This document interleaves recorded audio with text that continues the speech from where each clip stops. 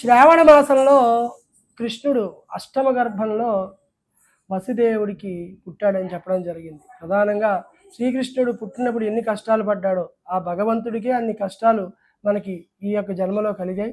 అయితే ప్రధానంగా ఈ దశావతారాల్లోనూ అన్ని అవతారాలకు కూడా కృష్ణావతారం చాలా గొప్పది, చాలా విశేషమైనటువంటిది. ఎందుకయ్యా అంటే ఈ కృష్ణుడు తాను దేవుణ్ణి అని చెప్పుకున్నాడు. మహాభారతం భగవద్గీత అనే మహాభారతంలో భగవద్గీత అనేటువంటిది సాక్షాత్తు ఆ యొక్క విష్ణుమూర్తి రూపంలో ఉన్నటువంటి కృష్ణుడు అందరికీ కూడా మనకి అర్జునుడి రూపంలో అందరికీ అందే విధంగా చెప్పాడు. ఈ శ్రావణ మాసంలో ఈ యొక్క కృష్ణ అష్టమి రోజున ఆ కృష్ణుడు పుట్టాడు అని చెప్పి మనకి చెప్పబడింది.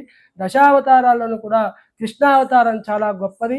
సాక్షాత్తు నేను భగవంతుణ్ణి అని చెప్పుకున్న ఏకైక అవతారం ఏదైనా ఉన్నదంటే కృష్ణావతారమే.